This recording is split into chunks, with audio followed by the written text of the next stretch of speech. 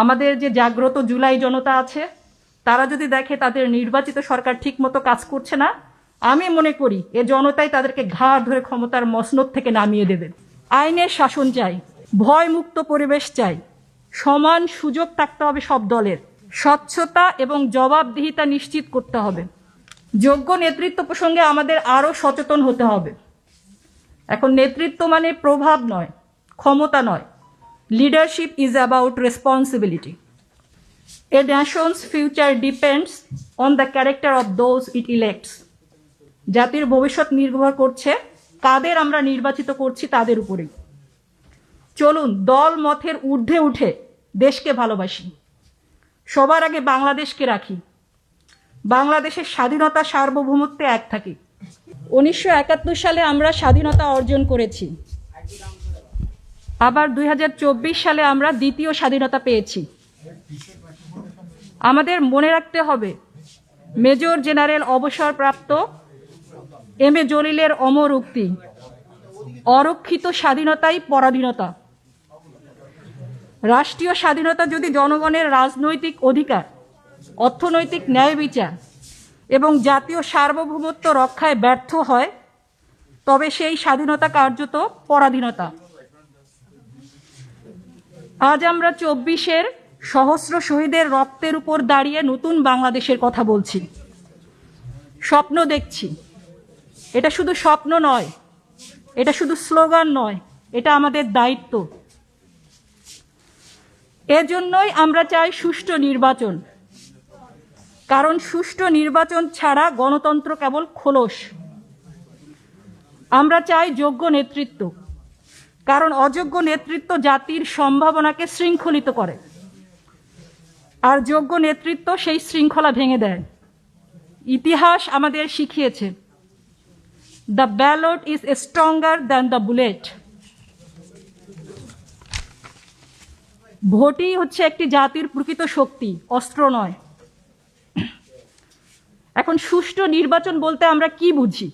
সুষ্ঠু নির্বাচন মানে শুধু একটি দিনের আনুষ্ঠানিকতা নয়, এখানে জনগণের ইচ্ছার প্রতিফলন হতে হবে। এটি রাষ্ট্রের নৈতিক বৈধতা এবং ভবিষ্যতের দিক নির্দেশনা প্রদান করবে। মনে রাখতে হবে আমাদের, জনগণের সম্মতি ছাড়া ক্ষমতা কখনোই ন্যায়সঙ্গত হতে পারে না। তাই শুধু নির্বাচন হলেই হবে না, নির্বাচন হতে হবে অবাধ, নিরপেক্ষ এবং ভয় মুক্ত।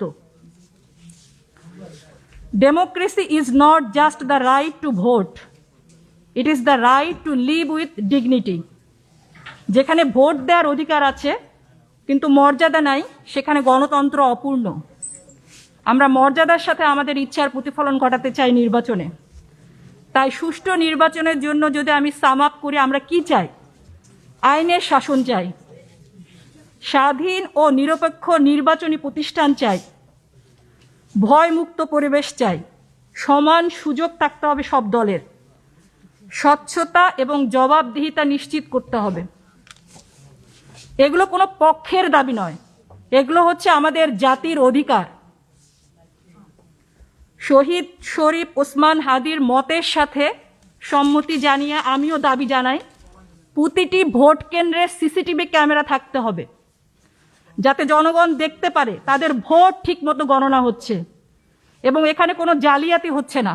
যেমনটি আমরা করেছিলাম ডাকসু নির্বাচনে, আপনারা দেখেছেন সিসিটিভি ক্যামেরার মাধ্যমে প্রত্যেকটা স্টুডেন্ট দেখেছে বাইরে থেকে। এটা আমরা নিশ্চিত করতে চাই আমাদের জাতীয় নির্বাচনেও। আমরা যদি সৎ না হই, আমাদের রাজনীতিবিদরা যদি সৎ না হন, অন্তত সিসিটিভি ক্যামেরার ভয়ে যেন তারা সৎ থাকে। আমি উচ্চশিক্ষার জন্য চায়নাতে গিয়েছিলাম, তো সেখানে আমরা সর্বত্র হচ্ছে সিসিটিভি ক্যামেরা দেখতাম। তো আমরা মজা করে বলতাম চাইনিজরা ক্যামেরার ভয়ে সৎ। তো আমরা চাই আমাদের মধ্যে যদি ক্ষমতার লোভ থেকেও থাকে, অন্তত যেন আমরা ক্যামেরার ভয়েও সৎ থাকার চেষ্টা করি।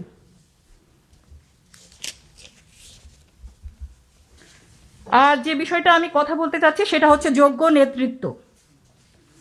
যোগ্য নেতৃত্ব প্রসঙ্গে আমাদের আরও সচেতন হতে হবে। এখন নেতৃত্ব মানে প্রভাব নয়, ক্ষমতা নয়। Leadership is about responsibility. মনে রাখতে হবে যোগ্য নেতা জনগণকে শাসন করে না, বরং জনগণের দায়িত্ব বহন করে। আমরা যদি যোগ্য নেতৃত্ব না বেছে নেই তাহলে এটার দায় আমাদেরই, কেননা আমরা বারবার এই সুযোগ পাব না।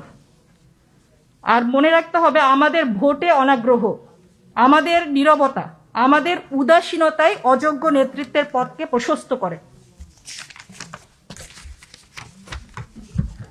তো নতুন বাংলাদেশে আমরা কেমন নেতা চাই, এই বৈশিষ্ট্য কোরআন নিজেই নির্ধারণ করেছে। নিশ্চয়ই সর্বোত্তম ব্যক্তি সে, যে শক্তিশালী ও বিশ্বস্ত। সূরা কাসাস।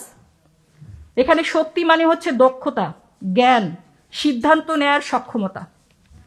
বিশ্বস্ততা মানে হচ্ছে সততা, তাকওয়া, পরহেজগারিতা এবং জবাবদিহিতা। তো এই দুটা গুণ, সে হবে শক্তিশালী এবং বিশ্বস্ত। যদি একত্রিত হয়, আমাদের নেতৃত্ব হবে অসাধারণ। A nation's future depends on the character of those it elects. জাতির ভবিষ্যৎ নির্ভর করছে কাদের আমরা নির্বাচিত করছি তাদের উপরেই। আর সবশেষে মিডিয়ার ভাইদের মাধ্যমে আমি একটা অনুরোধ রাখতে চাই, এটা বাংলাদেশের রাজনৈতিক দলগুলোর প্রতি, বাংলাদেশের জাতীয় নেতৃবৃন্দের প্রতি। চলুন দল মতের ঊর্ধ্বে উঠে দেশকে ভালোবাসি, সবার আগে বাংলাদেশকে রাখি, বাংলাদেশের স্বাধীনতা সার্বভৌমত্বে এক থাকি। ফেসিস্ট হাসিনার মতো জঙ্গি কার্ড, ৭১ কার্ড খেলে দেশকে বিভাজিত না করি, বহির্বিশ্বে বাংলাদেশের ভাবমূর্তি নষ্ট না করি, গণতন্ত্রের যাত্রাকে ব্যাহত না করি। আর মনে রাখতে হবে, আমাদের এই নির্বাচনই শেষ নির্বাচন নয়। ৫ বছর পর আবার নির্বাচন আসবে, হয়তো ৫ বছরও লাগবে না। আমাদের যে জাগ্রত জুলাই জনতা আছে, তারা যদি দেখে তাদের নির্বাচিত সরকার ঠিকমতো কাজ করছে না, আমি মনে করি এ জনতাই তাদেরকে ঘাড় ধরে ক্ষমতার মসনদ থেকে নামিয়ে দেবে। তাই চলুন সবাই একসাথে হাতে হাত রেখে শহীদ শরীফ ওসমান হাদির স্বপ্নের মতো সুন্দর নতুন বাংলাদেশ করি। এটাই হোক আমাদের আজকের প্রোগ্রামের প্রত্যাশা এবং আমাদের ভবিষ্যতের স্বপ্নের বাস্তবায়ন। বাংলাদেশ জিন্দাবাদ। ধন্যবাদ। এক সময় আমরা অনেক অযোগ্যতার ভিড়ে যোগ্যতা খুঁজতাম এবং অনেকটা হতাশ হয়ে ভোট দিতে যেতাম। এই পার্সপেক্টিভ, যে এই পরিপ্রেক্ষিত যেটা চেঞ্জ হয়েছে, এটাও আমাদের দেশের জন্য একটা অনেক বড় পজিটিভ পরিবর্তন এনেছে যোগ্য নেতৃত্ব নির্বাচনের ক্ষেত্রে।